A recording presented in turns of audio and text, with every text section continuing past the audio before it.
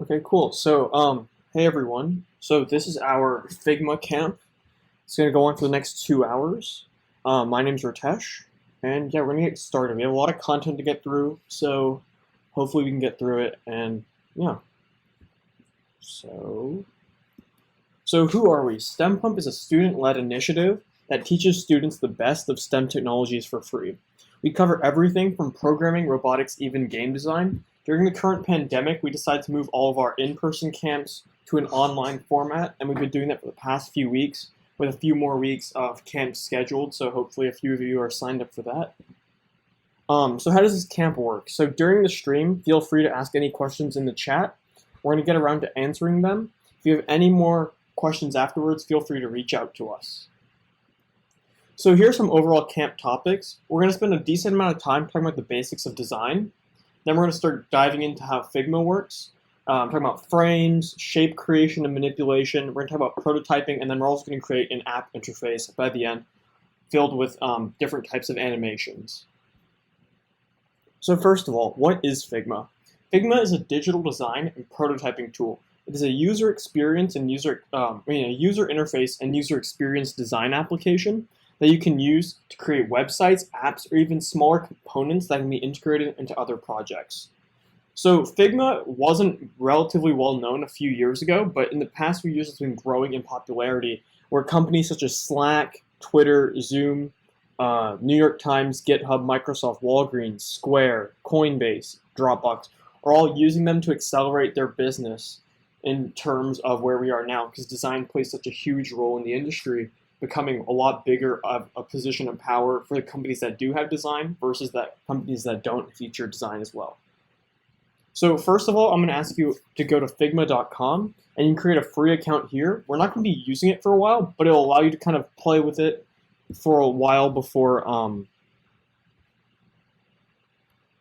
play with it during the camp. So you can just go to figma.com. So if you go to figma.com, you're going to see this page. It'll just have a quick demo of how it works. You'll have all these features. And you want to click sign up. You can sign up with either Google or an email. And then just be like that for a little bit, get that set up, and then we're going to kind of go through it now. So we're going to spend a majority of this, I hope, on the basics of design. And so it's going to be a really complex type of thing to get your head around. But we're going to kind of go through it one step at a time. We're not going to go as deep or complex into it. We're just going to kind of scrape the surface of what design actually is. So what is design used for? Design can be used to explain, to tell a story, to plan, to problem solve, or to make something look nice. And most of the time, people associate design with how things look, basically only focusing on the cover. You know, it's red, it looks cool, that's how I want it. But that's really just the one part of design. We're going to be diving into all the different parts of design, but we're going to start off with this visual aspect of it first. So a visual design, like a billboard, an app screen, an ad, or an icon, are just combinations of various shapes to make something greater. Everything you see on your phone, computer, all the shapes that are being put into different combinations and arrangements that show you what you're doing. So lines, rectangles, circles, and triangles make up the majority of design. Shapes are at the core of design. And as you kind of get through this, you're going to kind of see how the interfaces of the App Store or Apple Music, Spotify, Twitter, Instagram, all these different apps and platforms, you can kind of start breaking them down to their basic and minimum functions. So you can go to this link right here, stempump.com/r/ftemp. I'm going to paste it in the chat. And what this is going to do is it's going to create a copy of this Figma file that has a few of these pages that we're going to talk about later, but it'll kind of you can play around with all the different parts of it and get ready for this app that we're going to be building. And I can actually just run this right now so you can kind of see the design of everything. So it's a quick little thing, recipe finder. You can click on this, you can hit back, or you can do drag. You can hit show me new recipe and it'll show something else. You can always do this. It'll show ingredients. You can hit that, or you can just drag it down.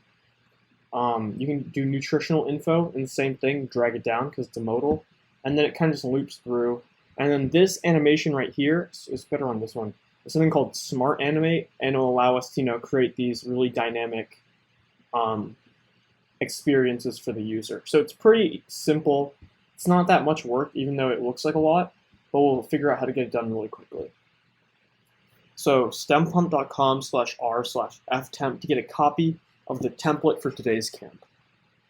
So right here, we have the App Store, and you can kind of follow along with this right here. And this is what the main page of the App Store looks like. You have, the text at the top, you have your little profile icon, you have this Today card featuring something, and it's Monument Valley 2, and then there's some other thing also following Monument Valley 2. And you can kind of see, you have these tabs at the bottom for Today, Games, Apps, Update, Search. There's the date, time, the status bar, cellular, Wi-Fi, battery. And you can kind of see, okay, yeah, this is pretty similar to what you see when you open the App Store. So if we look at this, there's a series of shapes, images, and text organized into composition. So we have, this card. It has an image in the background. We have some text. This is a profile picture that's been turned into a circle. These are all just shapes that have been, covered, united, subtracted, just put in combination.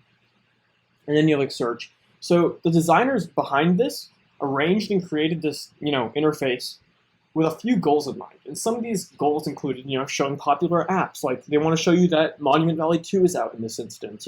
It's pretty cool. They want to show you a cool picture of it. They want you to have access to your user profile in case you need to, change subscriptions, update your profile picture, fix your Apple ID. And then they also want to make content easy to access and use. So you can go in, just tap that, and you can install Monument Valley. But what if you don't want to do that? Well, this tab bar makes it super accessible for you to, go in, find some games, maybe some apps, your updates, which that doesn't exist anymore because of Apple Arcade. But you can kind of get what I'm saying. They want to make it as easy and simple for you to get all your goals accomplished in this one design. So right here, we have the same design, though. So we have it's basically identical. So right here, we have, our normal thing. And then right here, we basically stripped it of all the visual aspects of it. So right here, this text, it's pretty synonymous. So you can kind of make out what everything is. And all these X's right here represent images. So we have an image right there, image right here, an image right here. And basically what we can see from this is we can see the bare bone, like the skeleton of our design, making sure that all the content's there, and then we can kind of understand where we're coming from. So this is called a wireframe, and that basically allows us to see what the design looks like without any visualness applied to it. And like I said, you can actually go into this Figma file, click around, and kind of check it out if you want to, self-learn a little bit. But it allows us to see all the content, how it's distributed, without the need of color, text, or images. Most anything you see can be converted into a wireframe of sorts, made out of just simple shapes. And this is where a lot of designers start off, actually, is rather than, start designing straight up by, adding color and making shapes, what they'll do is they'll make, wireframes to make sure that their idea works when there's no color, text, or images applied. Because if they know that this is there, that means that the overall content and layout works. So yeah, like I said, most anything you see can be converted into a wireframe of sorts made out of simple shapes. So why does design matter? And this has been a really big question that people have been asking for a long time now. And so design is important. As the world goes digital at a fast pace and technology is getting into the hands of billions, with smartphones becoming, not just, only like one set of group of people could have it, but like everyone in the world's always connected on social media. It's weird.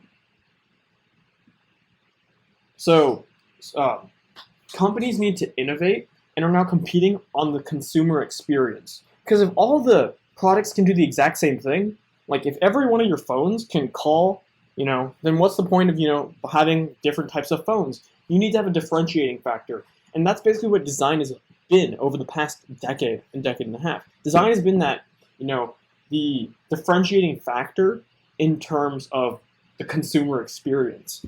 And we're going to be talking about a lot of things in terms of a digital product design. So not only are we learning design, we're learning a little bit about, the product development that companies go through.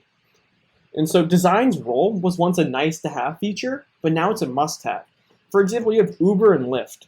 The only thing that's different between them, they do the exact same thing, right? And you also have taxi services. But the consumer experience for Uber and Lyft is miles beyond, what the taxi consumer experience is. In Uber and Lyft, you just tap a button on your phone, boom, the taxi's there for you. With a normal taxi, you either have to go find one yourself, or you have to call one, and it requires so much more work that it just doesn't make sense. So right now, design is the main focus. And so over the past few years, companies have grown their design teams because they understand that experience is the key. As a result, there have also been a shift in designer to engineer ratios at a lot of companies. And this is pretty big because like a decade ago, everyone was like, oh, I need all the most engineers on my team. But now it's coming up to the fact where it's like, I want a really close ratio of designers to engineers. So if we look at Atlassian, which is this company, back in 2012, they had one designer for every 25 engineers. And 5 years later, we're now looking at a 1-to-9 ratio, which is like significantly improved. Same here. We have, 2013 we had 10, and then now it's 6. So, we added, 4 more right there. And I forget what this one was. But they had, 1 to 5 in 2017. It was already a pretty good ratio. LinkedIn, from 2010 to 2017, from a 111 to 1.8. Uber, at a strict 1.8 because their design team is one of the best on the planet. And then IBM, you can see a really, really giant difference. Back in 2012, one designer for 72 engineers, but now in 2017, or as of 2017, they have a better ratio than Atlassian does in the same instance. So you can kind of see how some companies are really focusing on having designers because they realize that that's what the consumer or customer cares about. They care about the experience. So what is graphic design? And there's a common misconception that design is all about making things look pretty. And it's all about the aesthetic. It's not about the solutions. It's just like, oh, is it blue? Is it green? Is it red? The color is all that matters. And that's partially true because there is an element of design that's purely aesthetics, but it's not inclusive of everything that design is. And so over the next few slides, we're going to be talking about all the different types of things design is and can be. So for one, design is all around us. Design is executed by everyone, including you, even if you've never considered yourself a designer. You make design decisions all the time. Every choice you make to solve problems is a design decision. The way you go about your day and do certain tasks in your life are all governed by design decisions. A design decision would be, the way you brush your teeth or the order you do things in the morning to get ready. So like all these preferences and decisions that you have going on in your brain all the time are all governed by design decisions. The reason you like one color over another, that's a design decision. The reason you may drink your coffee before brushing your teeth or drink your coffee after brushing your teeth, all design decisions. And so design is also problem solving. So how does that work? Well, design is finding the intuitive solution to a problem in an elegant way. Everything from doors all the way to how the metro system works is all part of design. You might not realize it, but even a simple door has so much design behind it because door manufacturers have to think so much about it. Like, you wouldn't want to have a lot of doors pulling in to open. Like, if you're in an emergency and you need to go through a door, you don't want to pull it open to go through. You want to push it open. So you have to figure out, okay, how am I going to, tell them that I can push it open? Maybe a small push sign, right? But all these things matter because if you didn't add that push sign, they might, pull it. And if it was a pull door, then it would work. But if say they were trying to push through and it was a pull door, then you ruined the emergency. And that's, a complicated part. In case of emergencies, you need to make sure that the door is able to, have a solution to your problem, which is opening it, but also elegantly that you barely notice it. Design is an act of listening, empathizing, and acting on that information. Hearing consumers and their needs is a way that we can make sure that our designs are solving the right problems. The solutions we're creating are addressing the needs of real people, solving problems that they may be frustrated by. The best products and services address a person's needs by listening and understanding their problems. What a few companies don't understand is that you're basically creating for people. You're designing for people. You're not designing for your one self, product that most appeals to you. You're appealing to the majority of people. And we're going to kind of talk about that later, but you want to be able to, listen to your customers and consumers. You want to, take feedback. You want to be able to change the product so it's able to meet their needs. Because it's, these products might, influence their lives in a very big way, and you just might not know it.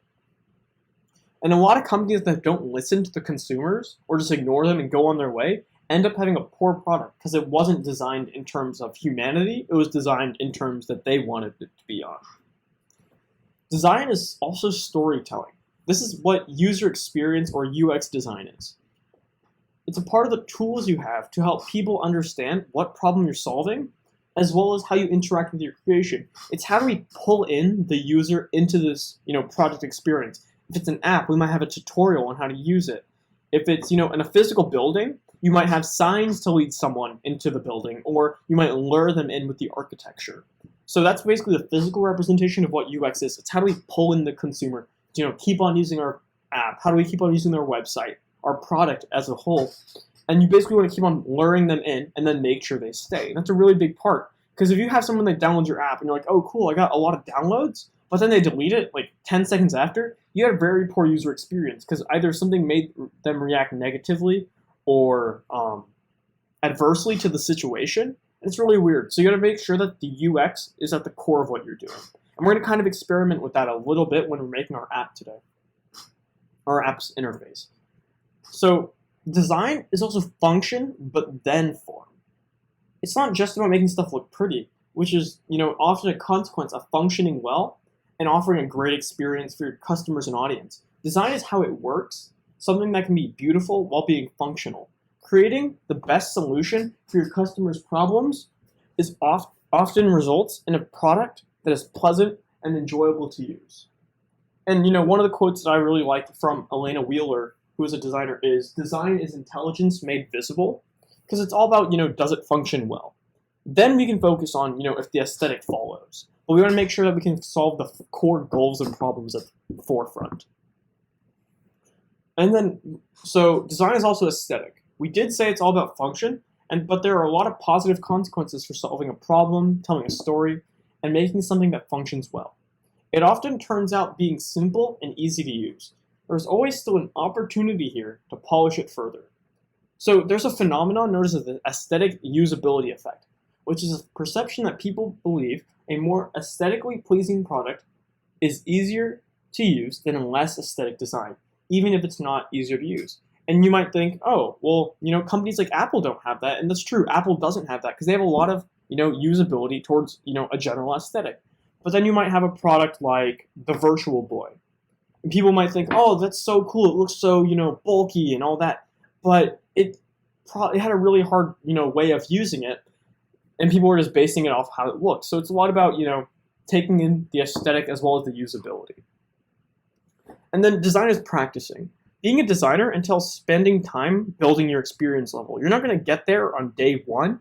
You have to, build all your repertoire, your skills. And it's important to keep doing it because you're going to get better. You basically learn from experience, which is a really big part about design because you can learn so much more from practicing than just reading and conceptualizing. And this is a valuable step in your journey to becoming a great designer if that's what you want to become. Understanding what works, what looks good to you, and building towards it. Practice makes perfect. Everyone has, a slight form of bias towards them. So it's good for you to, design what you think looks good and then take feedback from others. Because if others are giving you negative feedback, you should be, willing to accept that. Because if someone can find something wrong with your product, they probably aren't the only one. If it can't work for one person, it probably can't work for, hundreds or thousands of people. And so then you really need to rethink how that works. But constructive criticism is the real key. So what really is the definition? And so as you might have realized by now, design is not that easy to define. It is the culmination of a number of disciplines that come together to create something for people to use and often overlaps into areas like writing or even development along the way. While something can be considered art when it's challenging for a viewer to comprehend, a design would be regarded as unsuccessful. Everyone is a designer, and you make high-impact design decisions without realizing you're a designer. And so what my personal, definition of what design is, because I feel like everyone has, a different explanation or definition towards it, is it's creative problem solving. And it comes back to that idea. It's trying to find an intuitive solution with an elegant form. So we also got to talk about usability. And usability is the degree to which a product or service is easy, intuitive, and efficient to use to achieve specific consumer goal or customer goals. This is the size of the learning curve to understanding how your product or service works. A lack of required instruction to perform desired interactions in the time or effort it takes to complete these actions, like the number of taps necessary. And there's, one goal that I talk about a lot when I'm designing something, and we're going to kind of talk about this later, but it's like, how many taps does it take me to get from A to B? If we think about back to the App Store, how many taps does it take, for me to install, Twitter, right? I might have to search it and then get it, so there would be 2, 1 tap, or 3 taps, search, type, install. Or, I can go in a different route through, multiple tabs. But if it takes me 20 taps to do the most basic function that the app or website or interface is designed to do, then you really have to reconsider that your interface's usability and as well as your user experience, because they're not going to want to come back if you're wasting their time to do something super simple. And that's a big deal, not only in the App Store, but say you're working with a platform that deals with money, and you want to be able to deposit or take out money out of your account. You don't want to make it 20 steps for them to take money out of their account, because that's the basic function of your banking account, or 20 steps just to deposit money into your account. It's the basic function. So you want to make sure it's fast, easy, and quick, so the user can accomplish what they need to do and then get their job done. Now, what you can do is hide, the less used features all the way in the back, but like 20 steps is kind of, pushing it, being over exaggeration. But it's really about, how do I focus on my main goals? So an example on usability is the layout of a mobile application on larger devices. There's an increasingly smaller percentage of screen area that a person can reach with just their thumb when they're holding a phone with one hand. Menu bars and search fields are appearing at the bottom of screens more often to increase their usability. And there's this idea called the touch zone. But first, let's give a little bit of background. So, back when the first iPhone came out in 2007, that thing was small. You could fit it in your palm, and your thumb could reach, the entire phone, like width and height. And, people were like, oh, that's cool, but people wanted bigger phones. And, as you see, as time goes on for the past, decade, the phone's been getting very, very big. I'm pretty sure, like, the biggest iPhone's, like, 6 inches screen or something like that. And the S20 Ultra is even bigger. But you can kind of see, while we are getting bigger phones, we are actually decreasing the usability of these devices. So right here we have the iPhone to iPhone 4S. So they all, majority had the same width and height. So you can see this area right here. It's called natural. And so that's basically the amount of space you can put your hand without reaching. So for your thumb, from the bottom, from this corner, all the way up. So if your thumb's moving like this, 90 degrees. But if you had to hit this bottom corner, you would fold your thumb in, and that would hurt. That's why it says ow right here. And then if you want to reach these top corners, you would have to stretch your hand across or your thumb across. And you can see this interface doesn't have much out space, so it's, fairly good. But you can see on the iPhone 5 to 5S, we increased the stretch space a lot. We, maintained our out space in the bottom, but we definitely increased it in the top because we had a more vertical screen. On the iPhone 6, we have, we have increased our out space. Even on the bottom, we have. Our natural space is, the same on all, and then our stretch is growing bigger. But on the iPhone 6 Plus, you can see something different. Notice how all these natural spaces are all the same right here. Here, it dynamically changes to a smaller area. It requires a bigger stretch right here, because not only are we increasing, the height, which automatically increases this value, increasing the width. And so that means we either have to use 2 hands to use our phone, and then, or we have to, stretch our entire hand across. And this isn't even the biggest phone that's on sale right now, which kind of gives you, a big look into how our usability factor is decreasing over time. So we kind of talk about how UX design or user experience design plays into all of this.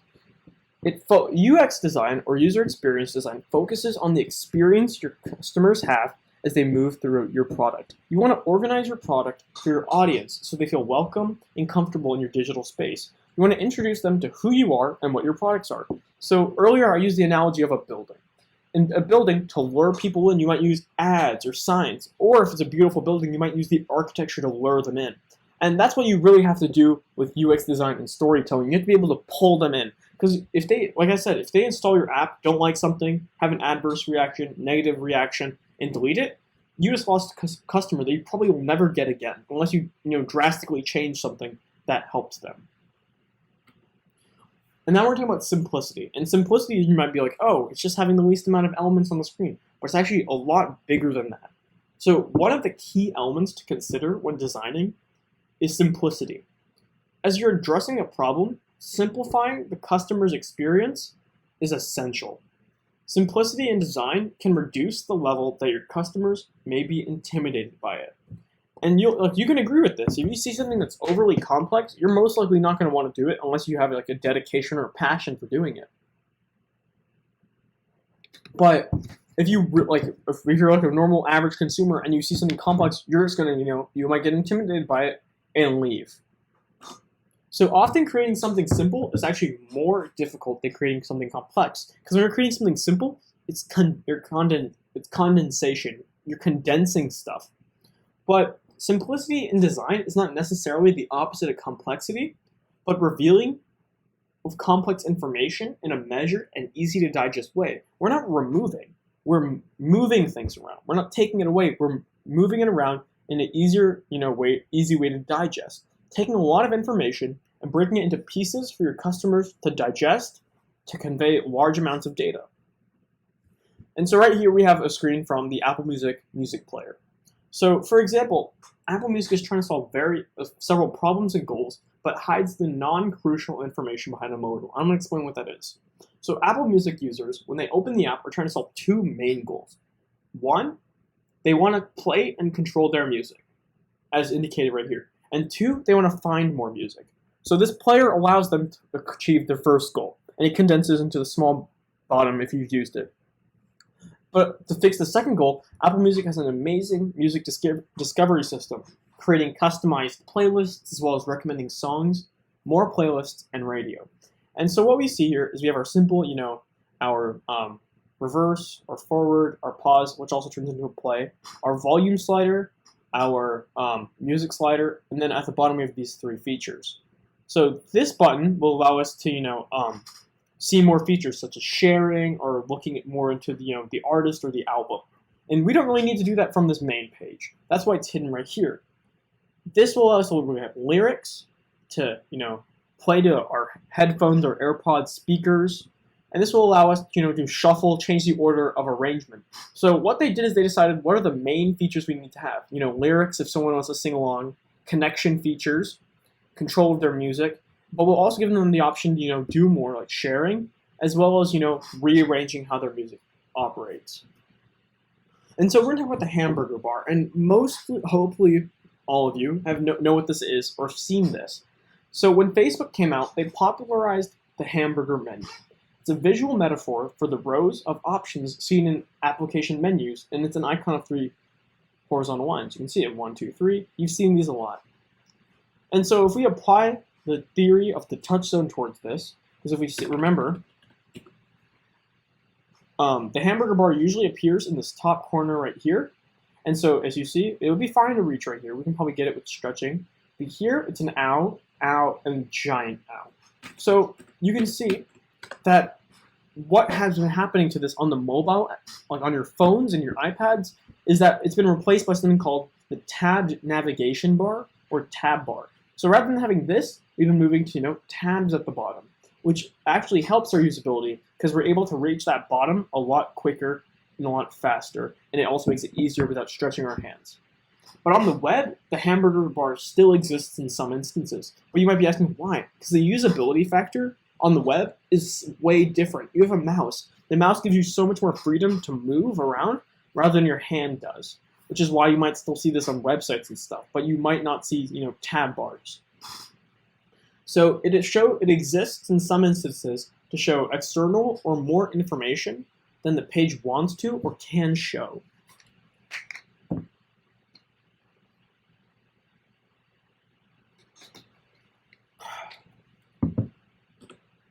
So colors and fonts. Rule of thumb is to use 2 or 3 styles of type across an entire product, like a website or an app. Using more can make a product feel unstructured or busy and can be distracting. For colors, a great place to start is, one primary one secondary, a few tones of those colors, plus black and white. Another rule I like to follow is the rule of 3. And basically what that says is you need to have, 3 colors. You use the first one 60% on your interface, use the second one 30%, and the third color is 10%, which is accent colors. Using more colors in complex systems can work successfully, but it becomes more difficult with each addition because you have to find a way to integrate it without it, hurting your brand. And so we're going to talk about hierarchy next. Hierarchy is the organization or presentation of elements in a way that suggests importance. So the arrangement and emphasis of visible elements influence the order in which the human eye perceives what it is seeing. And the order of dominance is created by visual contrast between objects and how your brain operates. And so behind hierarchy is actually an even bigger discussion of psychology, or how your brain organizes patterns and interprets things. So design definitely can go very in depth. And before we get into Figma, I'll kind of talk about some other things that design has a combination with, and a little bit more behind that. So if we look at these two pictures, look at this first one. You have hierarchy, establishing a focal point, and some body text. So I'm assuming this is a title, this is the description or a subtitle, and this is our body text. So if you look at it, all of them have the same font and the same weight to them. We're going to talk about that in a little bit. And you kind of don't really know what's going on. Your brain kind of understands that there's some pattern going here, but it's a little bit weird to read, and it just feels like they're trying to cram a lot. But here you can see that they increased this font size, added some spacing. So this creates hierarchy. Just by looking at this, I know that this is my title, that is the description of my title, and this is my body text. Right here, I could have thought this was my title, and this was the overall, if this was a book, the overall title of the book. But this gives me a lot more idea of how things are being structured and how the order of hierarchy works. So by separating the different elements visually, it's actually easier for your readers to see the individual parts and move through them in a specific order, in order of your choice. But creating a linear route is not the only option. You can use contrasting elements to move the viewer's eye around a screen in many directions and patterns. Some commonly used conventions are F and Z scanning patterns, named after the shape created if the viewer's path across a page were drawn as an overlay on a design. So now we're talking about how the user's eyes movement work. So design has so much to consider when you're making a product. You have to know how the user works, how the person works, and then influence that. So typography can also evoke emotion and convey an intention or message in itself. And often, a goal of a typeface is to communicate non-verbally, providing visual information about the tone of the brand, project, company, or the information contained within before the text is read. Typography is about clear, quality communication, with readability being a critical factor when setting type. Good type can create aesthetically beautiful products and designs that are also usable. And this is something that I like to focus on a lot. And people are always like, Ritesh, why do you choose always that font? And I said, well, it looks nice to me. And then that person goes choose Comic Sans or something like that. And typography is a big deal because it's basically showing design through text, and it also adds on to your overall brand. Like the STEMpump font, we went through 4 product redesigns in the past 9 months. And I spent hours on choosing the font because you get so detailed. You want to choose something that fits perfectly into the brand as a whole.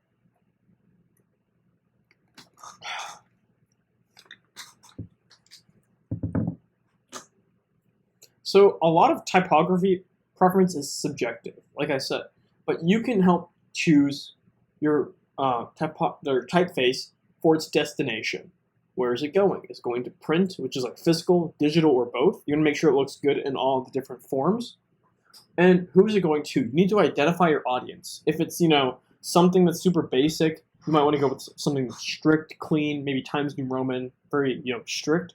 Or if it's, a birthday party, you might want to go with something, more fun and, bolder. So when exploring typeface options, you can start with the fonts on your computer or find a font website like Google Fonts. And so, you have Google Fonts. We can actually just go check this out really quickly.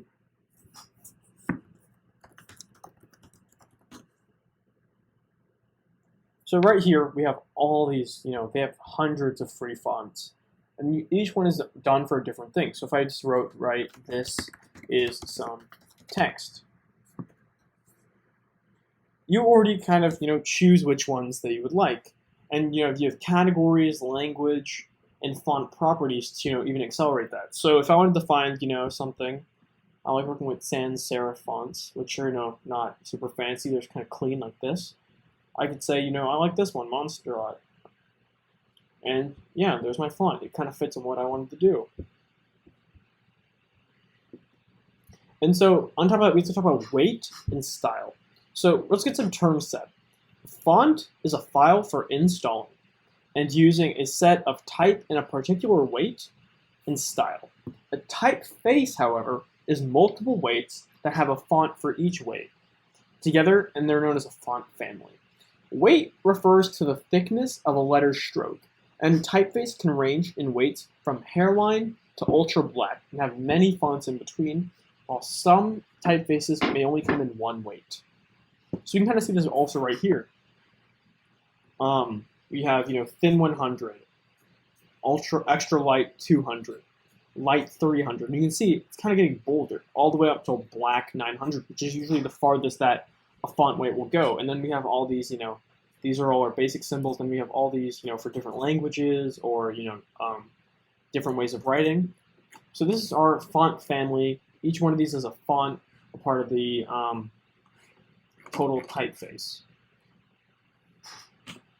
So you can also see right here, we have thin, extra light, light, regular, medium, semi-bold, or demi-bold, depending on what the person calls it, bold, extra bold, and black. So, you can kind of see near the end, what I usually try to focus on is semi-bold. It's not too bold, not too regular or medium, and it's pretty good in between. And then size. So setting and changing the size of type can be a difficult decision. When designing for a digital product, keep in mind that it can be seen across various devices of various sizes. This means that sizes will look different per device, and it's important to determine hierarchy with your type choices, using size as one of the elements of emphasis. So we can kind of use, tablets, laptops, and phones in this instance. So if I use like a font size, 30px, or 30 pixels or 30 point whatever on my phone, it might look really, really big. But if I looked at that same font on my laptop or my iPad, it will look, either smaller, because you're thinking about, it's all about relative scope. So you want to always make sure that your fonts, when they're really big, they look good. When they're really small, they look good. Because then you can make sure that no matter how much you size them, everything works. And that also works back into hierarchy, because then you can differentiate types of text. So that was basically the basics of design in 40 minutes.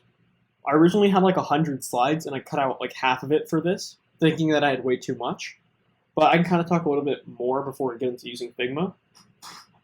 So if we kind of look at Slack, or Slack's website, actually no, wait, research, ENFI, pattern design. Let's see if they have it. Okay, so you can kind of see right here that there's an F pattern on the web. Let me find something better. Resources. And this is a really great resource right here, figma.com/resources/learn-design. Is this the one?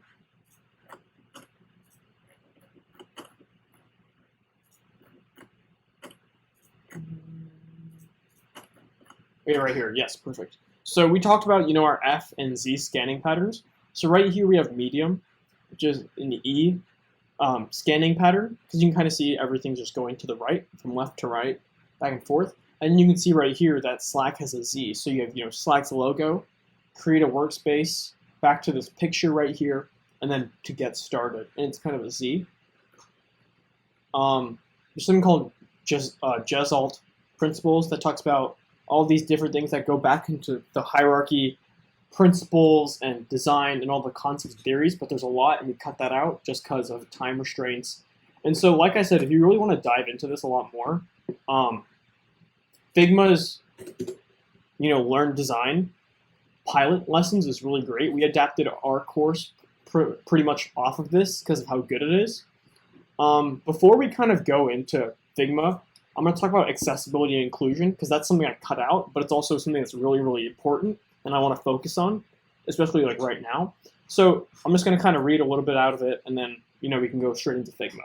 So inclusivity is a design opportunity. An essential part of the design process is ensuring that we're designing for more people than ourselves. And we talked about this in the beginning. We're designing for people. We're not designing for something that we like most of the time when we're making products. Inclusion starts with being aware of those that may have challenges accessing your app or use it differently. Excuse me. And extends all the way to how you remain cognizant of how your app portrays people.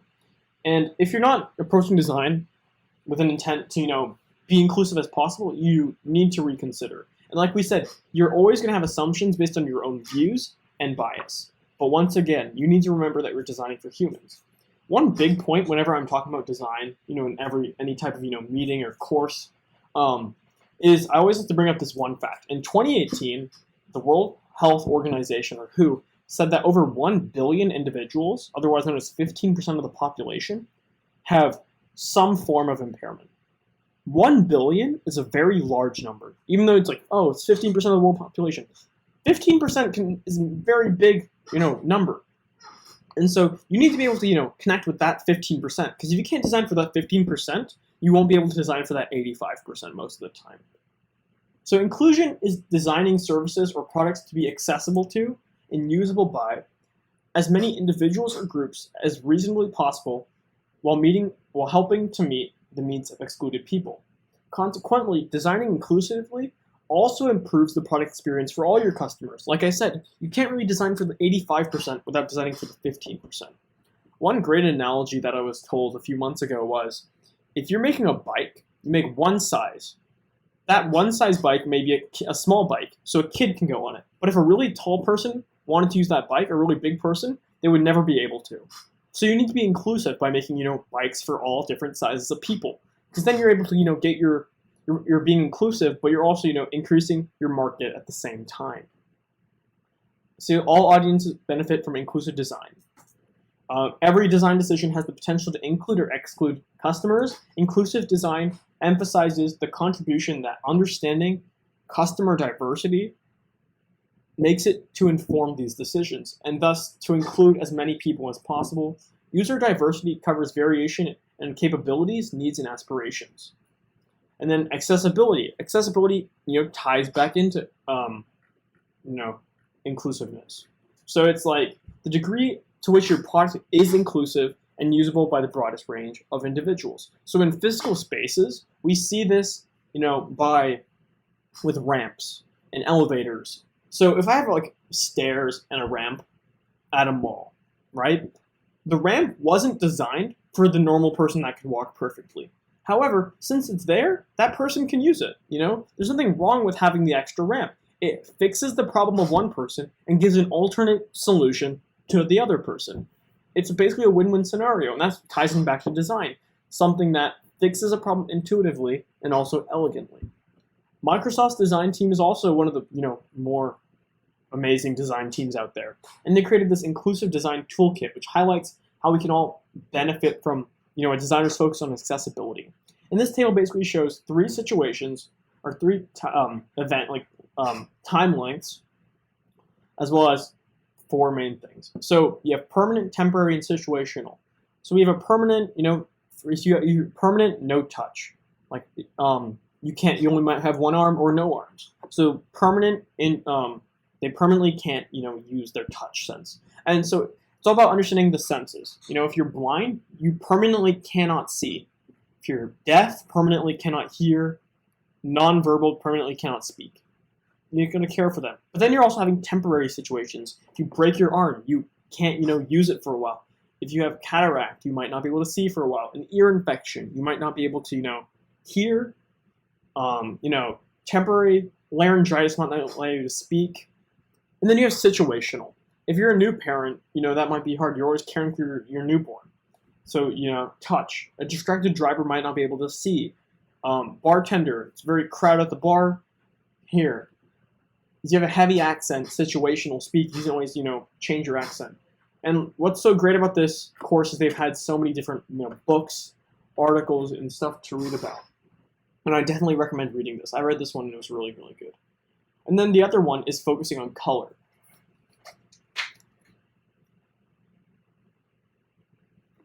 So I'm going to kind of read through this because I think this is a very important thing. So one of the main ways to build products for access is to design for someone with color vision deficiency, a condition where a person's eyes are unable to see colors in a normal light situation. So, colorblind, basically. And so people with color vision deficiency have a hard time telling colors apart. A prominent feature of many products is color. What happens to a button, or another interface element, maybe a toggle, a list, for someone that has difficulty differentiating colors? And let's just go, for example, the STEMpump website. We use color a lot to, differentiate between all of it. And it's a lot more color than some people would want. But we use that as a differentiating factor and, show off our courses towards what they really like. Like our Figma course, all these correspond to the logo of Figma, the background purple. But we really need to take into the fact that, for example, an orange and green color would be, to the normal person that has perfect vision and doesn't have this color deficiency, appear identical to someone that has protonopa vision, which is a type of color blindness. So you can kind of see in this GIF right here that these colors look the exact same to someone who has protonopa. So design ties back in. You have to be able to think about people. It's not, whether it looks cool. It's all about function and form. And you might be like, oh, color, blindness is only a small portion. Not really. It's, pretty big. It affects millions of people worldwide. Around 260 to 320 million people in the world are affected genetically by this. But it's not like there's going to be the same for every person. So it's going to vary between individuals. So it's not like you can always, be sure that you're going to be correct for them. But you can try as much as you can. So the World Health Organization, once again, WHO, identifies 4% of the global population as being visually impaired, 4% as of having low vision, and 0.6% as being blind. So that's around, 8.6%? And I told you that 15% of our population has a form of impairment. So that's saying around 50% of the impaired individuals have color impairment or vision impairment. That's 500 million people right there, maybe more. So you have to think into that. You have to look into that and make, okay, wow, that's actually such a big idea that I need to be focusing on these people as well, and it'll create an overall better experience for everyone. Hierarchy, we talked about usability and the aesthetic usability effect. There's a lot of other things, such as design research, talking about bias, types of design research, content. It's a really great course, and we kind of rush through, how this course works. But after this, if you want to, go through this, take your time on it. It's a really interesting thing. There's tons of amazing books out there to read about design because a lot of designers interpret it differently. But yeah, if also you have questions after this, or even during right now, ask them in the chat. I'll be free to answer them because it's a pretty, big change to the way you think when you're thinking in terms of design. Okay, so after all of that, hopefully you can understand a bit of the basics of design. It's a lot more complex of a topic than people make it out to be. And, it definitely needs to have more focus on it. So now we're actually going to start using Figma to create an app interface following a few of the topics that we went over today. Okay, cool. So if you haven't already, go to this link, stempump.com/r/ftemp. I'm going to write it down in the chat. And it's going to have our template for today as well as a lot of other resources. So we're going to be designing and prototyping an interface for an app that randomly shows you new recipes. And you might be like, oh, that's boring. Well, we don't have much time. We have, around an hour left. And we kind of want to spend a lot of time, learning how to use Figma, show you some examples of things that have been made with Figma. Like I'm going to plan to show you some of the prototypes that I used Figma for to design with the new STEMpump app with the version 2 update that came out last week. When I was working on that, I ran through like 5, maybe 6 prototypes in Figma I didn't even finish completely, just so I can understand, how things were supposed to go through. Okay, so right here. So you should have this. You should have, something that says STEMpump Online Figma. This is the file that I made today. It should have made a copy into your drafts. If you have missing fonts when you open it, that's fine. Just choose any random font you want. But basically, I'm going to kind of go through the layout of the interface. We're going to kind of play around with a lot of these different features, and then we're going to go into making the final copy. If we don't finish today, the entire thing has already been made for you, and it's at the end of your product, or at the end right here. So let's start from the beginning. So you're going to see, you might have this thing. It says missing fonts. It doesn't matter. Just click cancel, or you can, click here, change the font to whatever you want. I'm just going to click there. Replace. Yay, nothing changed. Yeah, you can just do that. So you'll see an interface like this. It's very, simple. Funny part about it, they designed Figma using Figma, which is really weird, but they did it. So, okay. So right here, you're going to have our navigation bar, and you're going to see a lot of different tools across the top. So let's just click on this hamburger bar right here, and we talked about this. You'll see a button that says back to files, and if you click on that, it'll show you all of your files. So all of our files, which is also known as your drafts page. You'll have file where you can import from sketch files, and that's another design tool. It's very big. You can save them, export them as PNGs, PDFs, save to version history, which is something that we're not going to really go through. You have your edit, copy, paste, view. You can change how your grid layout works. I'm just going to keep it the same. You have object, and we're not going to really look into this. You don't really need to, but this is for object manipulation. Vectors, which is about shape manipulation and creation.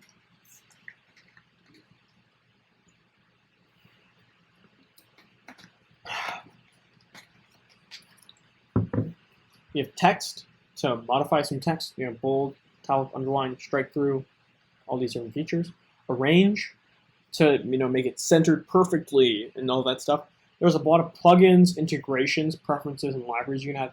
You can install a desktop app for it in case you just want to have a faster way to access it. You're going to be, most of the time, you're going to be selected on this, which is the move tool. You can hit it by clicking V, and it's just, drag and click, basic cursor functionality, selections. You just click really deep in, grab the stuff. You have this other one called K, so you can click there, and it allows you to scale items up. You don't really need to use that. It's not that big of a deal. You can always just use this on the side we're going to talk about. Let's move back. Then you have this next one, which is called the frame and slice tool. The frame tool basically allows us to create the screen for our device. So right here we have 2 frames. We have our App Store frame, our App Store wireframe frame, and then this info frame I added here, and this is on all of them. So you can, read through it. And so right here, when you're creating a frame, you just gotta click on one of these. So I'm gonna click on, let's go here so I can play around. So I'm gonna click on, and you can follow me or just watch. I have this little area where you can experiment. You can either drag a size out, or that was Control or Command Z just to get undo, or you can click here and it'll fit to your size that you want. In this course, we're really only going to be focusing on using the iPhone 11 Pro /X/XS or 10s size, just so we stay consistent, and I'm going to kind of explain why. And it's also a really easy size to go through. So we can just click on 11 Pro X. You have tablets, desktop, watch, paper, and social media. So what Figma has been called most likely, and why they designed it, is as an online Photoshop. And you could potentially just use this to design, maybe your Twitter posts or your YouTube, thumbnails and all of that. So you can always do that, but we're just going to use it for interface design. So you can click right here, hit this, or you can just, and then you can drag that around.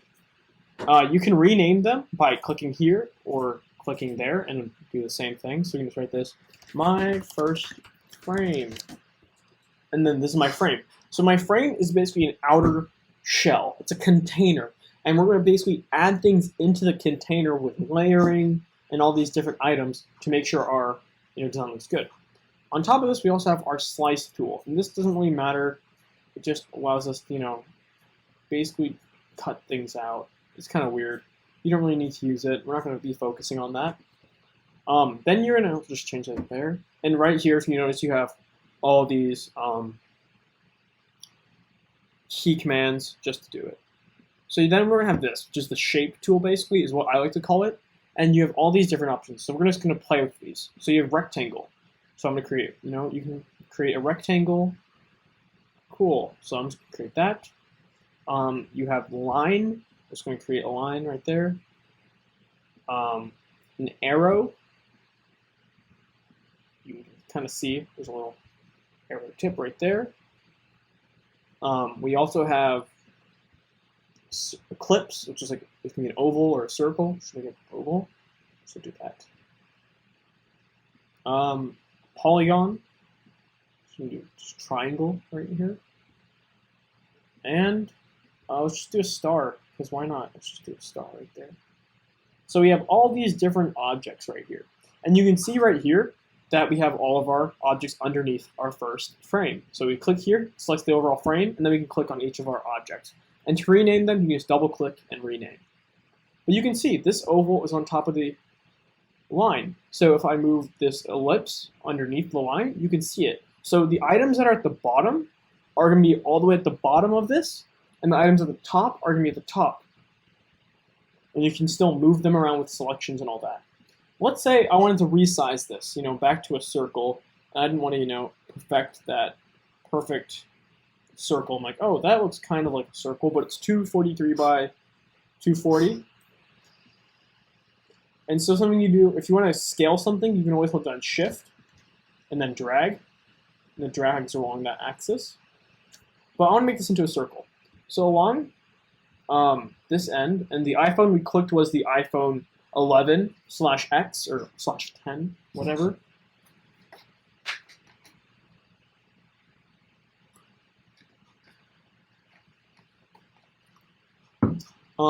Yeah, keep the questions coming. Forget to answer them. So right here we have all these. And then right here what we have is our design panel. And this design panel will allow us to change all the configurations of this. So we can change our X coordinates, our Y coordinates, our width, our height, and our rotation in this first group. This second group is about constraints. We're not going to be using constraints at all today, because that's when you want to design responsive interfaces.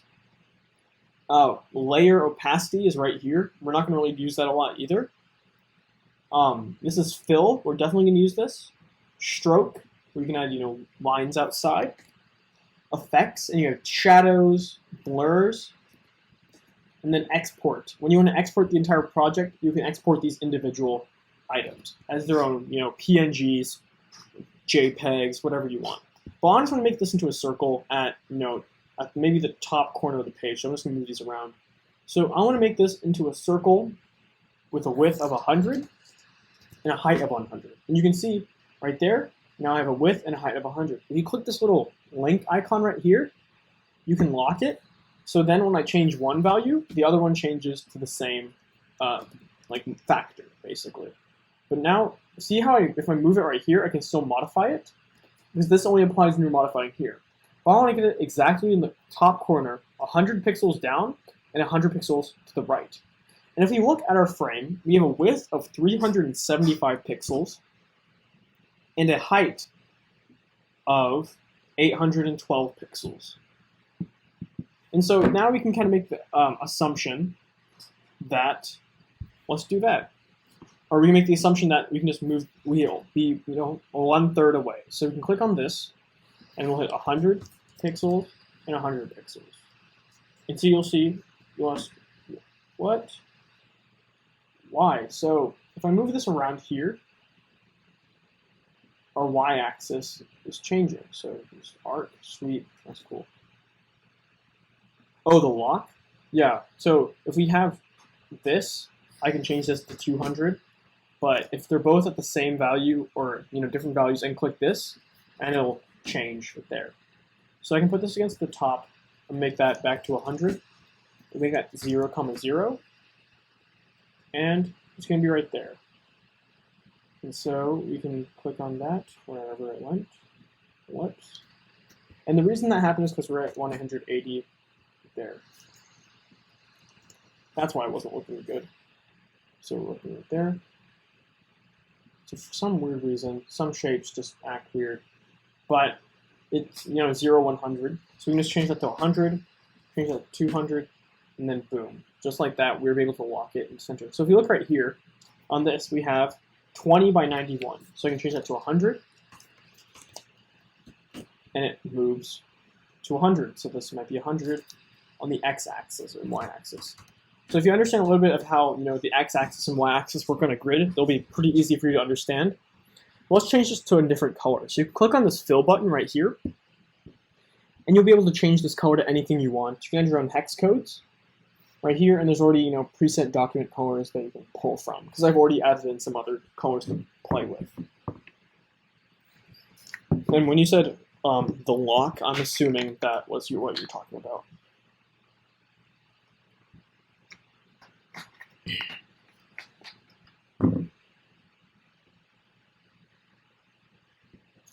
So what we can also do is we can add, maybe another on top of this. We can add a gradient on top of this.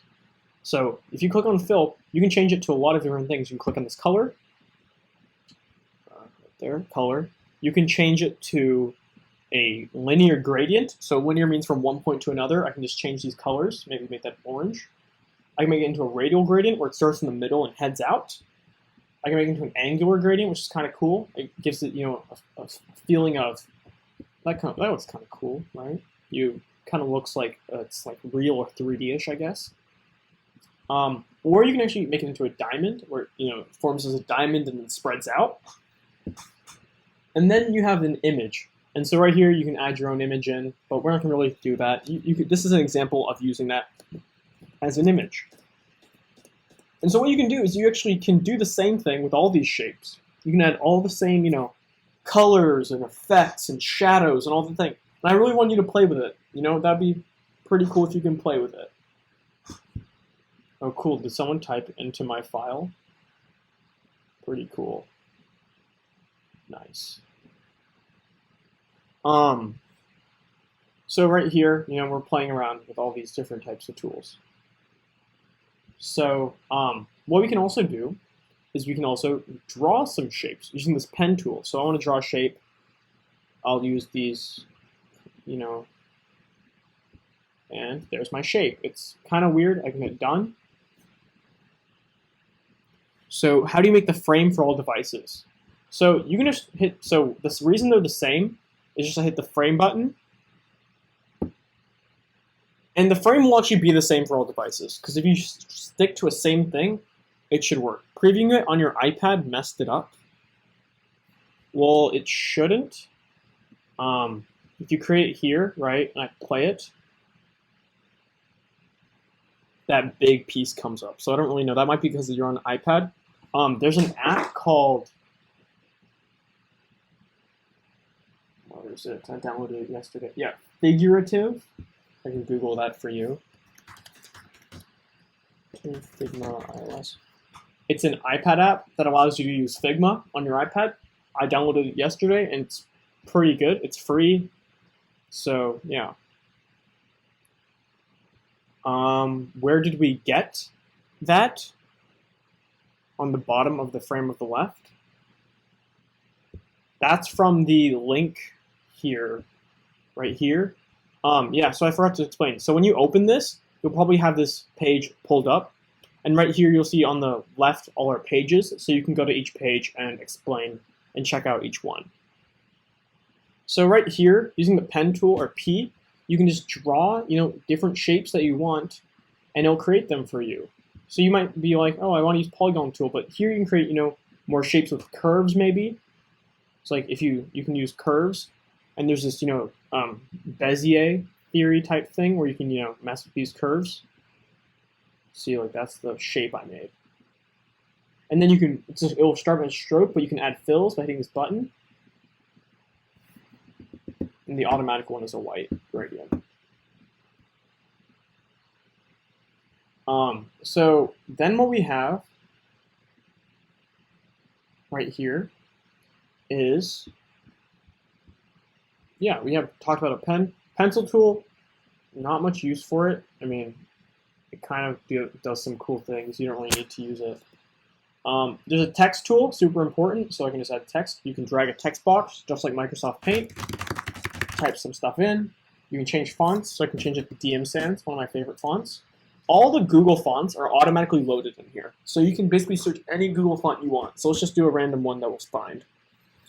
Let's use Monsterot, because that was the one we already used. You just type it in, or you can search for it with this great picker. It's kind of bad because you can't see what the font looks like.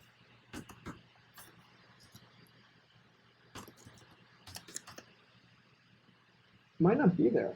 I assumed it was.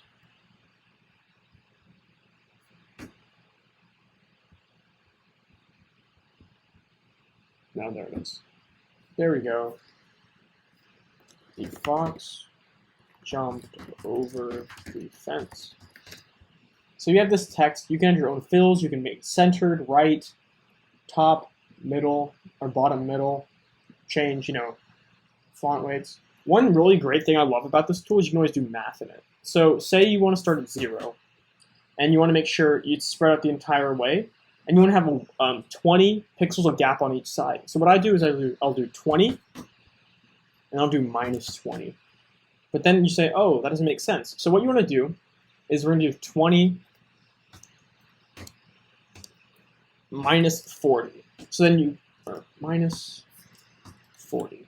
And that's so you get the 20 pixels on each side. How do I get lots of fonts on my Figma? If you're on desktop, you can install this weird, desktop uploader. Or you can just click right here on this text button, and it should have all these fonts. The only way you can get the other fonts is if you, have the desktop version installed, and it installs, some stuff that allows you to use your own fonts. But they have a pretty good selection. So next, what we're going to look at is we're going to look into using this little hand tool, and that basically just allows you to pan around, move around. It's kind of cool.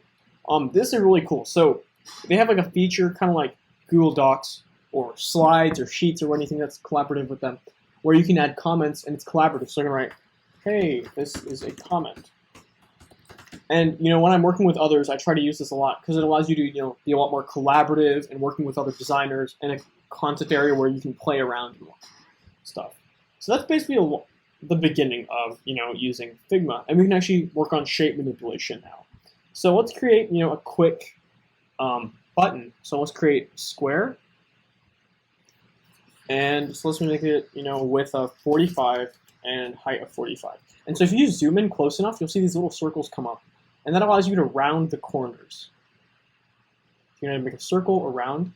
I usually use this more than an ellipse because I can always change out of it rather than an ellipse or a circle, but I also get these cool, pill shapes that are really good. So I'm making a circle just like that. I'm going to give it a color that's, red. Now let's do blue. To zoom in, what I do is my touch pad, you can zoom in with that. Your scroll wheel doesn't really work, so there's probably a zoom in button somewhere. I don't really know because I usually just, zoom in. You hit the plus button. Hit the plus and minus button to zoom in and zoom out. Yeah. So we have this, so that button.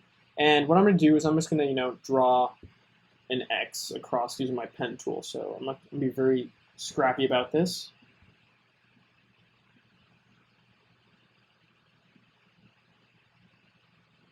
Come on, I hate this.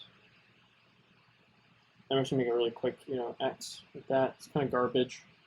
That's okay. So we have that. I can hit done. I have that. I'm going to subtract my stroke. My image, or known as a vector, because it's manipulative, I can change it. I'm going to add a fill. It's still there, even if I delete it, and add this to it. FFF, it's white.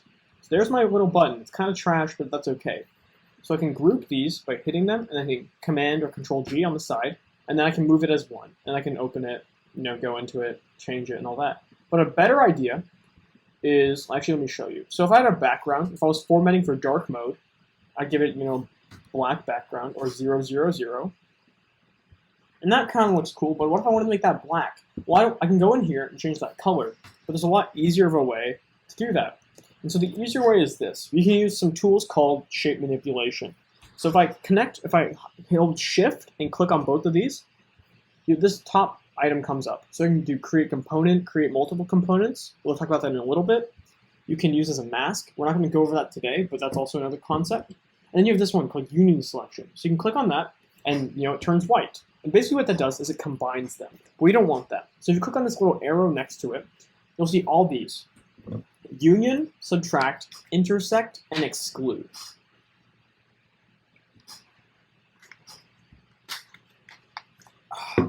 And so what we're going to do is we're going to hit intersect, and notice how this is the only thing that comes out. And the reason is because that's the only area where both of these are the same. I can do exclude, and it's going to exclude it. That works, fine. It's going to choose everything that's not it. But what I'm going to do is I'm going to use subtract, and then I have this. So now it's actually a circle with a hole in it. You can see if I move this around. So it's clear like that. We're going to experiment that a lot, but you can actually now you can kind of see how you can combine shapes. So let's just make a weird shape. I can shift click both of them, union them, and boom, they're one total shape. I can right click and you can make more of it. You can flatten it, and then you can manipulate it as one. Now if you double click, you can edit each one of these points it makes. So there's a lot you can do with creating shapes.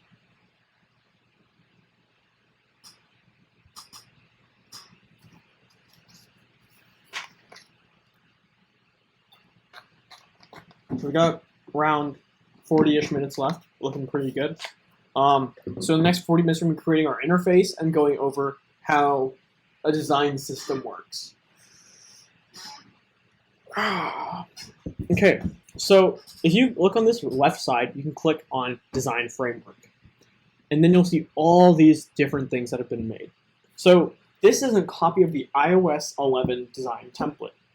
Currently, we're on iOS 13, but not much has really changed in the past 2 years or 3 years in terms of how the main way of iOS has looked.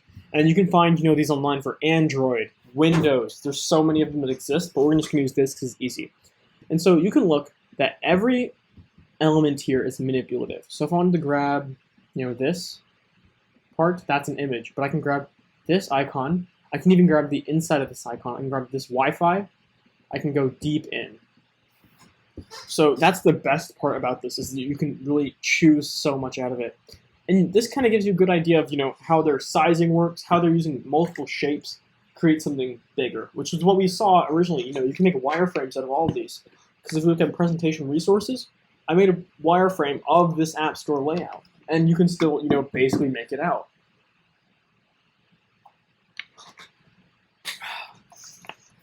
That's what I'm talking today. And I've so you can really just click on Design Framework. And you can click on the side and open them up with these little arrows and kind of play for it yourself. And I encourage you to. You can zoom in with either zooming in like this on your cursor, or hold Control, zoom in, zoom out with your scroll wheel, or just hit Shift plus, Shift minus that. So right here we have screens from Apple Music, Photos, Notes, and some of these are outdated, but most of them are pretty much the same. The App Store, Contacts, Mail, iMessage, our lock screen, home screen, settings, all that's pretty good. Health, clock, maps, Apple Wallet, Safari, Home, you get the gist. And so if you zoom over to the right, you'll see all these more items. So we're going to look at the top. So you have status bars, so time, battery, cellular, Wi-Fi, that you see on your phone. And you can actually click on this, and you'll see this something that says selection colors. And so what's really cool is that Figma knows when you group something that you want to modify it without going too deep in. So I can just change that to red, and it would be like, oh, you can't do that because you can't type words into it. But I can type in FF0000, which is red, and it changes the entire thing to red perfectly. So that's pretty cool. So if you have dark mode, if you want to make a dark mode app, just change that to FFF, turns white. Right here we have all these, navigation bars and stuff. with all our different versions, and they also included us dark mode versions, kind of, that are inverted color before last year's, before the iOS 13 dark mode came out. But once again, like I said, you can change these colors. Like, they're fully manipulative. It's really cool. Right here we have table cells for lists. We're going to be using that today. We have these little segmented controls with these little buttons. We have more buttons, little sliders, toggles, date picker, some little activity indicators. This that doesn't, still there. We have dark versions. We have our share sheet that doesn't look like that anymore, but it's there. You can find the iOS 13 one if you Google it. Like, all you're gonna do is search 13 Figma. See? And just hit duplicate, and boom, you can have it.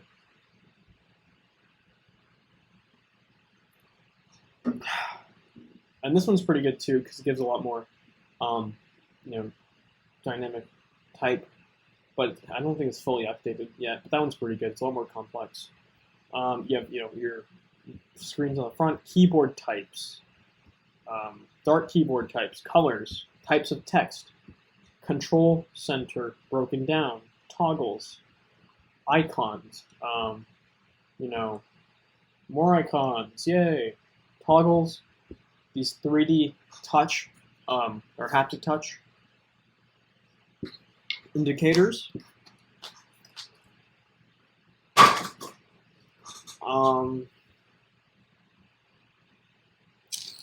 Yeah, so it's pretty cool because you get options to all these different types of tools. They're all manipulative. And so now what we could do is, we can actually start making our final design. So what I'm asking you to do is kind of follow through with me, and we're going to kind of talk through how these things. We're going to talk about prototyping and the code aspect of it. So if some of you guys want to code with using this tool, you actually can. So you go to this template page, you'll see that there's this frame already set up with all these other assets. And we're going to use, these are just images that I've already got pulled out. So what we're going to do first is we are going to create a frame. So click right here, right under here, just create some big frame, and we're going to name it components. And what this is going to use, it's going to have all of our objects that we can reuse and change. So you're not going to understand that yet, but we're going to talk about it soon. And now let's create all of our frames. So first, we're going to create, if we can hit iPhone 11 Pro, you can see there's one that pops up. You can just click on it. So we're going to create 6 frames. We're going to create 1, we're going to create 2, 3, and then we're just going to take these, Control-C, Control-V, or Command, and just move them down. Okay, so we have these frames. Then what we're going to do is we're going to create a frame that is 375. So you can just create a big one and then resize it. So make 375 with a height of 750. And you can move that right there. I'll align them. And then we copy and paste another one. So this is what you should have looking like. Let me check the questions really quickly. Okay, cool. Is everyone doing good? Yes? Hopefully? Great. Okay, so first what we're going to do is we're going to create our main page. Let's just start renaming all these. So I'm going to name this first page, second page, third page. We're going to name this one, first page dash full, second page dash full, third page dash full. I'm going to type in information, or like nutritional information, I guess, to be more specific.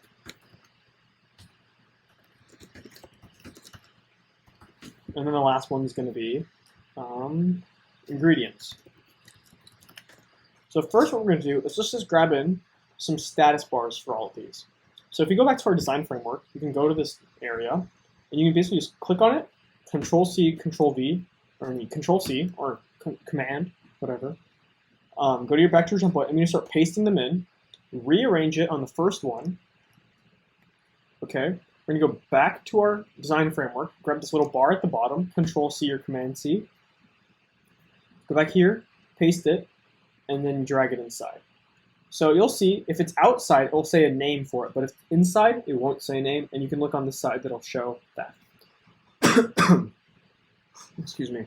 So now what we're going to do is we're going to shift click this so we have them both selected, Command C or Control C, and then just start pasting them for these pages.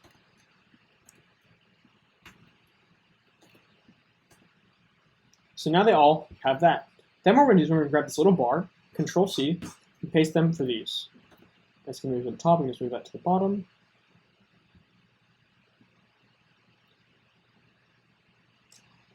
Next, what we're going to do is we're going to click on this and click on this. Shift click both of them.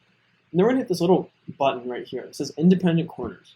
And this will allow us to change the corners of each one of these individually. So I'm going to make the top two 32, and I'll leave the bottom at 0. Okay?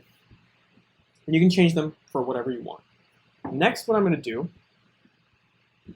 is we're going to make our general layout for the top. As you can see here, it says Recipe Finder, so, and also right there. So if we go back to our design framework, what we're going to do is go back here. We're just going to copy this little today right here. Just copy that. You can dive in. You can go back to our template and paste it right here. Just drag it into the first one. And now I'm going to give this a dimension of 20 by, position of 20 by 90. So you hit X, 20, Y, 90. I'm going to rename it to Recipe Finder, not caps, Recipe Finder. I'm going to make the font something that I like to call Tenon, or I don't call it, but it's a font out there. It's really nice. Tenon right here. We're going to be working on this first page, and we're going to duplicate everything for the other pages. Next, what I'm going to do is I'm going to create a square right here. You just do this, make it the width, and I'll make it, have a 20 on each side. So I'll make this X20 and subtract the width by 40. And then we know there's 20 on each side. We have a width of 335. I'll make it a height of 445 and make the Y, 150. Then I'm going to make, just by clicking here, you don't have to click there. I'm going to click on 32. And I rounded the entire thing out. Now let's just add a cool color. I'm going to make it this orange. That looks kind of cool, I think. So we have this now.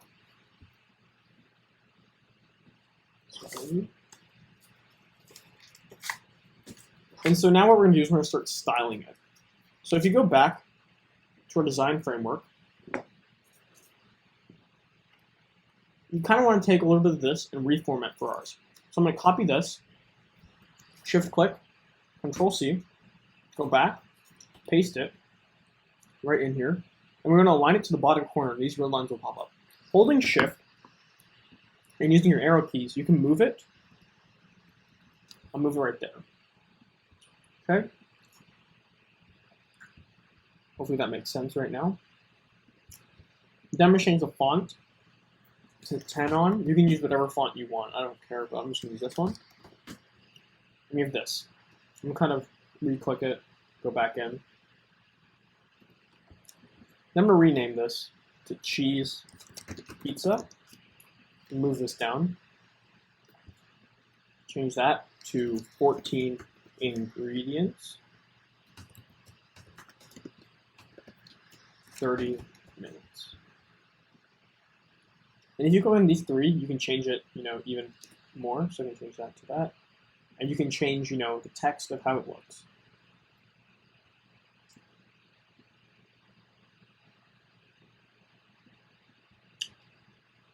Now what I'm going to do is I'm going to add my image in. So just copy this pizza, paste it in. There's my pizza.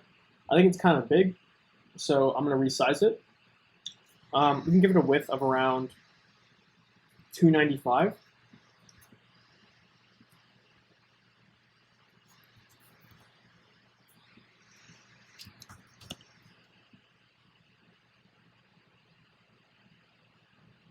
Right there, just center it in there. And there's our first, item made. So right here on the side, let's just kind of rename it. So I'm going to change that name to info, title, to background. and title. So now what I'm going to do is I'm going to shift click these and group them. If anything, I'm going to reshape the image because just so it doesn't go outside. Right there. Okay, and we have this. We can call this our food cart. Now what I'm going to do is I'm actually going to drag this entire food cart into this bottom place. I'm going to right click it and hit create component. Now I can click Control C and then I'm going to paste it right here. I'm going to move it back in, change it back to 21 and 50, and that's the same. So you asked me, okay, I just copy and pasted it. But why did I call it component? And here's why. When you're using components, whenever I change the main object, I can change all of the objects. And since we're using this multiple times, that'll make it easy for us to change it later. So what I'm going to do is I'm going to copy this. So shift click on these and just paste them. I'm going to click on the second one, paste, third one, paste. And now if I, and then I can go and change colors. So in this next one, I'll make, make it guacamole. So guacamole. And this last one, make fried rice. Now if I change these ones, they don't change the original one. If I change this one, it changes all of them that have the same name. So I'm just leave that cheese pizza for now. If I move the picture, moves it. So this is a parent component, and these are child components. So these are all controlled basically like by this, except for the small features. So I'm gonna change this, make the color green. I'm gonna make this color blue. I'm gonna change these ingredients. So I'll make that maybe 6 ingredients to make guacamole, 15 minutes, and then maybe 16 ingredients for 45 minutes. Yeah. Well, all the pictures are still pizza though. So what I can do is actually hit that. I can hide that picture, or I can replace it, but you can add your own image and use a different fill. But I'm just going to hide it for now because we already have our images inside. I'm just going to hide that.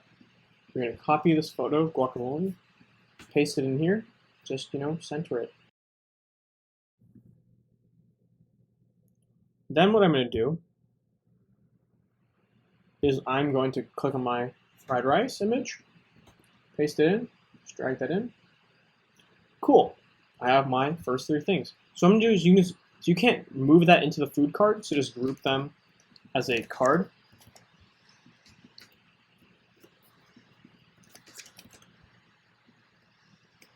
And that's fine, the way it is. So we've already gotten this working. So now let's create a button. So what we're going to do is we're going to create our button. So I'm going to hit this. I'm going to make a rectangle right here with a height of 50 and a width of 335. I'm going to move it right here, right there. I'm going to give it, this green color. Let's choose right here. Right there, that's fine. Color doesn't really matter right now. We're just going to get the design down. I'm going to round the corners just a little bit. I'm going to click on text, drag a text box that fills up the entirety. So I'm going to write E right there, just so I can match it. Right there. You can hit the center button and this center button. And I'm going to write, show me a new recipe. And you're like, oh, that's happening, that's weird. So what I'm going to do is I'm going to click here, change that back to this. I'm going to make that white. And cool, that's done. I'm going to group them. I'm going to click add auto layout. And so now I'm going to change this to vertical. And notice if I can change the width and it changes dynamically. So now what I'm going to do is just going to drag that over here, create that into a component of its own. And so the real components are the ones with the diamonds that are broken up. And then if you copy and paste it, the ones that are not filled are the child. So I can just move that back here. And boom, show me a new recipe. I want to change the color of this really quickly. I don't really like it. Make it that. Boom. There, show me a new recipe. Now let's add some other parts for So how do I make curved corners of the box? So you can either zoom in on the box, not this one. You can just click on here, right here. You can zoom in if it's not a component, but if it is, you just got to change this little button right here. You can use your arrow keys to increase it. I'm gonna make it 16. Yeah, that changed to 16. So next what I'm gonna do is I'm gonna copy and paste this, so it's still a child, and I'm actually gonna rename it to nutritional info. And then I'm gonna change the width of this to around right there. Then I'm gonna change the color of this. I don't like it. Make it differentiating. Make this pink. Then what I'm gonna do is just make that a little smaller. Then move it up. Then what I'm gonna do is copy and paste it again, and then make it fill in this remaining space. But I want to do it to share. Make the background, maybe a light turquoise, right there. And the vertical thing I did, so what here, when you have this button and you create auto layout, you want to make sure it's vertical auto layout. Then you can change the width. If it's horizontal, you cannot change the width of the button. It will only change the height. So we have this. I want to add the icon though. So what I can do is I can hit this. I can click detach instance, and you can see now I can modify what's inside here. So I'm going to go back to my design framework and go to the side and grab this little share icon.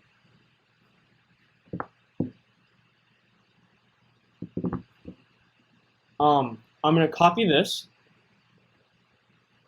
and then I'm going to, we want it to look like this, is what I'm trying to do. So it's going to be a little bit faded on the inside with a white outline.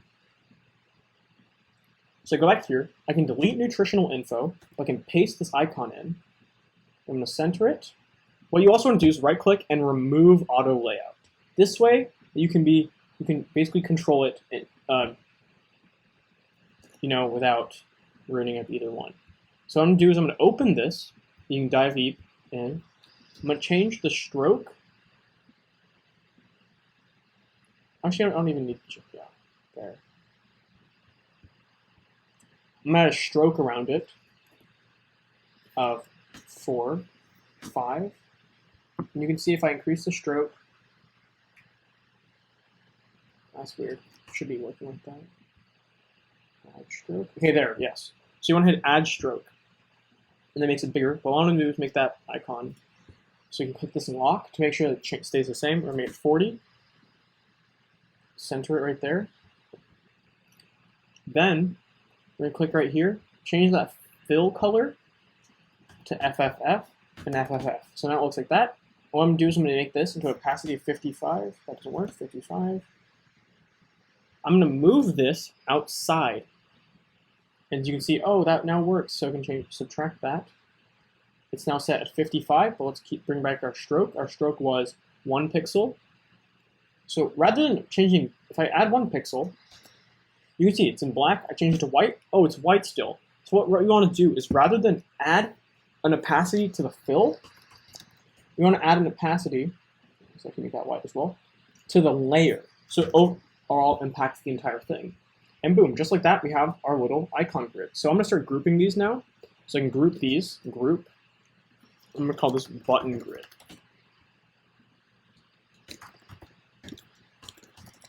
Okay, then what I'm going to do is I'm going to copy and paste this. Actually, copy it, open this, paste, paste. So now we have our main functionality. Next, what we're going to do is we're going to make these next big full screen buttons. So what I'm going to do is copy this food card, open up this first one, paste it inside, and then I'm going to resize it to fit the entire item. Then I'm going to detach it. Then I'm going to remove all the width from it, and then I'm going to move these onto the top and make them white, just so you can tell contrast. Then what we can do is we can move this image up maybe a little bit. You can move this text up a little bit. Move this, and we can just move it right there. Okay, and then let's grab our text box. You can just add text, right here. FFF. You just type in some random junk. We can make that to the top. Let's change that to regular at maybe 17 pixels at 20. That should also be at 20. We should make all these at 20 for the text. And we can just start, typing random text in. Cool. Okay, there's my text. Now what I'm just going to do is I'm going to copy this for all the other ones. So I can basically just, this is still inside food card, and click this, paste it,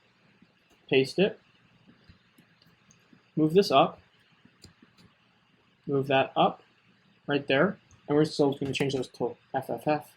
And so if I want to create a little notch at the top, I'm actually going to explain how to do that later. Okay, I promise. That's going to be one of the big things, because you always need to be, looking at where it is. So what we're going to do is we're going to hit this orange background. And what we're going to do is we're going to change this. You can click on this image, the color picker. And yes, we're going to animate it. Don't worry. That's definitely on our list. Also make sure everything's designed so we can do that. We have around 15 minutes left, and I think we can finish this off. On blue, we can change. Let's just keep the text the same. We can change it if we want. Yeah, let's change it. It'd be cool. We're going to change that. Guacamole, fried rice, 16 ingredients, 45 minutes, 15 minutes, with around, 6 ingredients. I can delete these pictures. I'm going to grab in these new ones from here. I'm just going to copy and paste them in just move them around. I don't really care about the positioning of those. Okay, so we have this much done. Now what we're going to do is create our nutritional information. It's pretty easy. Just click Recipe Finder. You can paste that inside here, set our frame, and just call that nutritional information. Move that right there. Maybe just enter it, space it out. 1, 2, 3, 4. Okay. Then we have our ingredients.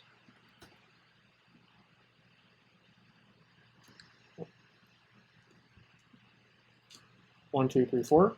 Let's going to call this ingredients. So first, for our nutritional information, all we got to do is super easy. Copy these nutrition facts, paste them onto here. Yay, that's done. So for our ingredients, we're going to use our components and our auto layout again. So we can go back to our design framework, and I'm just going to grab one of these. That looks good. We're going to grab this one, which says label value. Just copy it, go back to our template. We're going to go to components area, paste it, move it in here. I'm going to change our font a little bit. Let's just change it to tenon, make it bold. Tenon, medium. Cool, we have that. Now what we're going to do is we're going to right click it, create it as a component, Control C. We're going to go right here, paste it inside. Then what I can do is I can just paste. I'm going to paste this around 4 times maybe, just to make sure that they're aligned.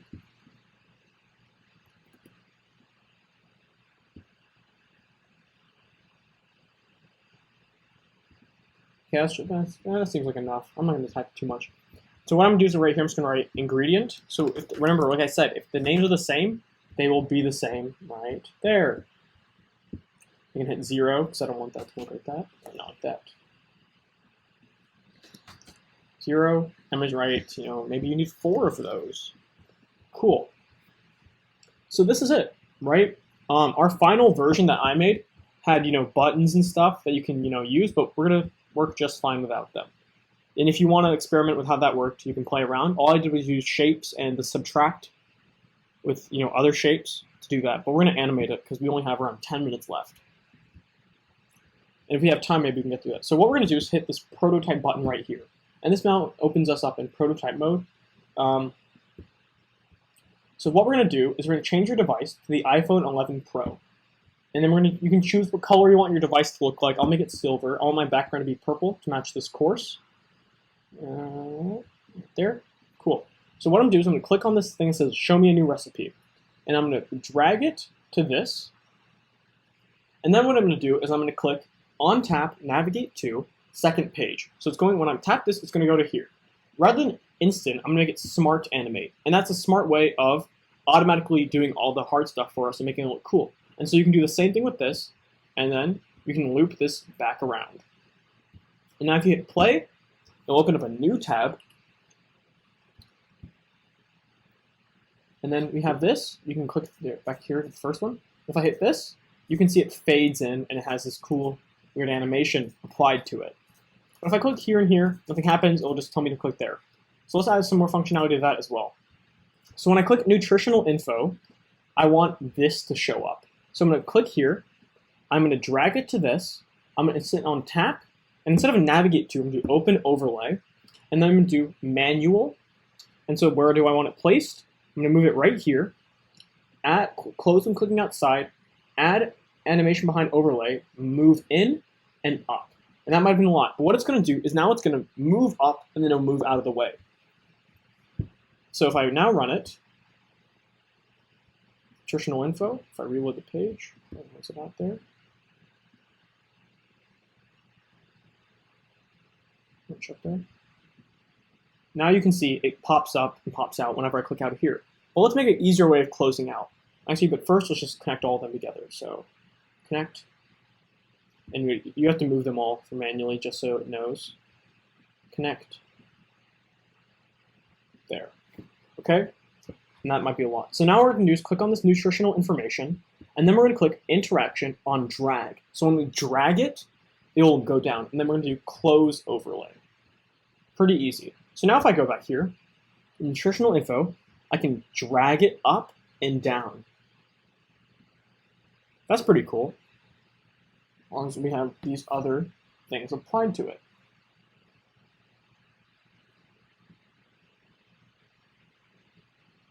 So we have this, and now it's saying, okay, you can't click that. We have this. But let's actually add some animation to that. So what we're going to do is I'm going to click on this, drag it to this, do navigate, and smart animate again. And you can customize these however you want. You can do, these are types of animations, and it'll demonstrate for you. I'm just going to stick with these out. There. And then once again, here on drag, but instead of going to the page, we're going to hit back. So it automatically reverses the animation we came in from. So same thing here, on drag, back, and right here, on drag, back. Okay, now let's try it. See? That one looks really good. That one's just fading. Sometimes it doesn't work perfectly, but it worked really well on this pizza one. You can see it, fills the screen and then closes through. So pretty cool. And let's add, and we can add, let's just add a little circle here. And so, so that's what we have right now. Well, let's add our ingredients. Let's make a little icon in the process. So we're going to make a square right here. We're going to design it. It's going to be 45 by 45. We're going to make it black just so we can see it against here. Let's add 100 radius just so we can look at it. And then let's go back to this design framework. And we can choose an icon. I'm going to choose this icon. It looks, it's fine. Go back to this template. Then I'm going to do is I'm going to paste it right here. I'm going to paste it into the center of there. Then do my same thing of subtracting. But now watch what I'm going to do. I'm going to right click, make this into a component. Then I'm going to add a prototype to it. So on interaction, on tap, we're going to open an overlay to ingredients. Okay? We're going to do this, do that, just like we always did. Manual, and leave it right there. Now what we're going to do is if we hit this and design, copy it, paste it. I'm just going to move it right there. That looks pretty good. You can change the color of this so it matches. We're going to copy that again, paste it, paste it. So now what we can do, if I click here and prototype, it automatically knows, okay, this is where my modal goes. And all we have to do is just realign them.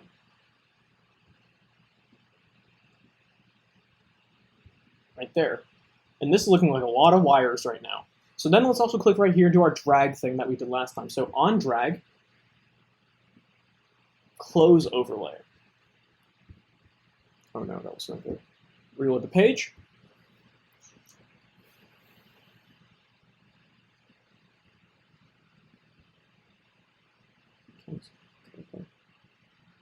There. If it loads, they have to represent. Come on, don't do this to me now.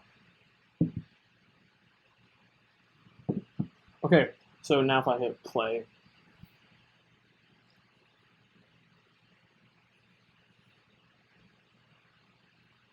so now let's look at this. We have this. It's kind of slow when you start adding more things to it, but it's fine. It's got kind of general concept. Then let's click on this button. It comes up right there. But why is that happening? Because we never set it, I'm pretty sure, to a move in. We set it to a dissolve, and dissolve is fade and fade out. So if I go back to prototype, so yes, we did smart innovate. We're going to do move in and up. So now if I rerun it, perfect. New recipe. This one up. Let's double click that we're doing. Yeah. So sometimes smart animate defaults to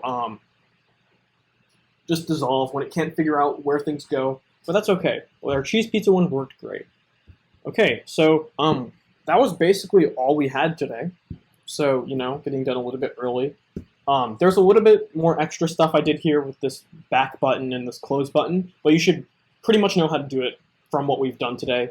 You know, we use the buttons with these shapes, and this is just a plus sign that I turned at 45 degrees. So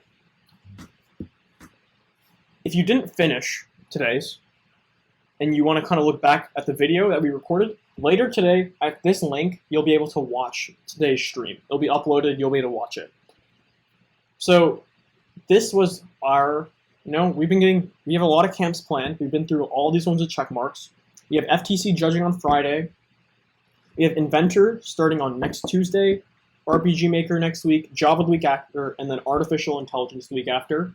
You can sign up for these camps and more at stempump.com/camps, and we'd really appreciate it. You can also watch all these videos and more on the app, designed also in Figma, on the App Store. And you can watch the videos, sign up for more camps, as well as, you know, read more about this stuff. You can just go to stempump.com/app as well, or you can scan this QR code. You can find a video of this camp as well on our YouTube channel, especially with all the other camps that we've been doing. You can add us on social media. We're on Discord, stempump.com/r/discord. We're on Instagram at STEMpump, and Twitter at STEMpumpTexas, or TX. And we post all of our, you know, events that we're doing and all that. And then we love your feedback on today's camp, because this was one of my, I think it was my favorite camp that I've done so far. And I really appreciate, you know, if you want to do more design camps, what you thought about the process. If you want to learn more about Figma as a whole, yeah, let us know. We'd really love to hear your feedback on it. But other than that, thanks for joining the stream today, guys. You guys were all really great with your questions and, you know, following along with all that and everyone helping each other. And if you have any more questions, just feel free to contact us and you'll get a response pretty quickly because we like to help you guys out. Well, great. Cool. Thank you and enjoy the rest of your day.